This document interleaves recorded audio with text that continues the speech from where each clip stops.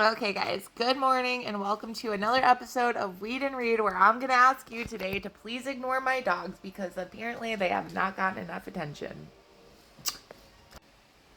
So, tonight we're talking about Hollow by Selena Myers.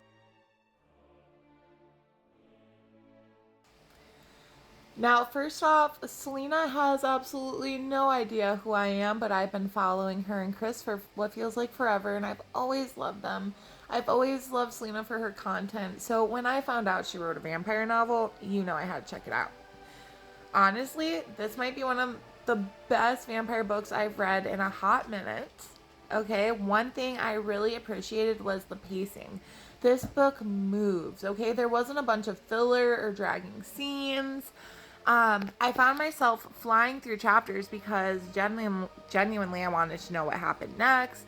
The story follows Mia Adair, who starts off feeling pretty stuck in life. She's working at a bookstore, feeling like her best days are behind her, and questioning whether she's ever going to be anything special.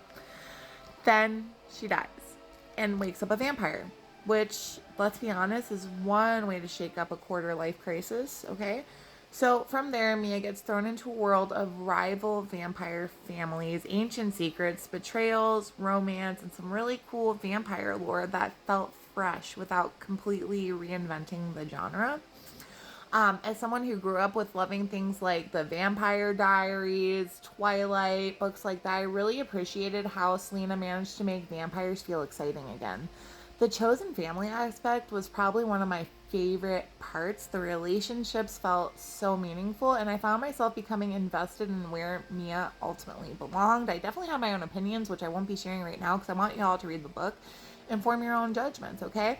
But if you're looking for vampires, fast pacing, paranormal mystery, romance, chosen family, big twists, and reveals, then I definitely recommend giving Hollow a shot. For me, this was a solid 5-star read, and I'm excited to see where Selena takes this world next. Because there better be another book. You can't have an ending like that and not give us another book, Selena, please! Now tell me in the comments what's the best vampire book you've read recently.